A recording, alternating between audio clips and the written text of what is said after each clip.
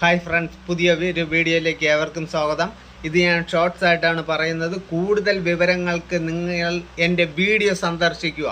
ഞാൻ ഈ പറയുന്ന കാര്യം നമ്മുടെ കൊട്ടാരക്കര മഹാഗണപതി ക്ഷേത്രത്തിൽ നടന്ന അതിക്രമവും അതിക്രൂരവും നികൃഷ്ടവുമായ കാര്യങ്ങളാണ്. നമ്മൾ പലപ്പോഴായി വർഷങ്ങളായി കൈകൂപ്പി തൊഴുകയും അമ്പലത്തിൽ പോയി പ്രസാദത്തിന് കൈകൂപ്പുകയും അവിടെ നിന്ന് അർച്ചനകളും അങ്ങനെ 10 രൂപയ്ക്കുള്ള അർച്ചനകളും 20 രൂപയ്ക്കുള്ള അർച്ചന അങ്ങനെ പലതരത്തിലുള്ള പ്രസാദത്തിന് കൈകൂപ്പുമ്പോൾ ഇതെല്ലാം തരുന്നത് വരുന്ന രീതികൾ ഇതെല്ലാം നിങ്ങൾക്ക് ഞാൻ വീഡിയോ കാണിച്ചു തരാം. അതിനു മുമ്പ് കുറച്ച് കാര്യങ്ങൾ ഞാൻ ഷോർട്സിൽ വ്യക്തമാക്കി തരാം.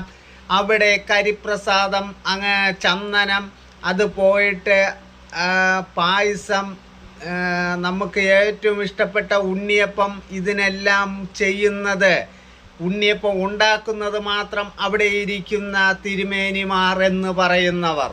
ബാക്കി എല്ലാം ചെയ്യുന്ന ബീഹാറികളും ആസാംകാരും ബംഗാളികളുമായ വെറും കച്ചടകളും അതിക്രൂരവുമായ യുവന്മാരാണ് ഉണ്ടാക്കുന്നത്. യുവന്മാർ കിടക്കുന്ന മുറിക്കകത്ത് മദ്യക്കുപ്പികളും ബിയർ കുപ്പികളും കൊണ്ട് നിറഞ്ഞ വെറും ഒരു കച്ചട ഈ മുറിക്കകത്താണ്.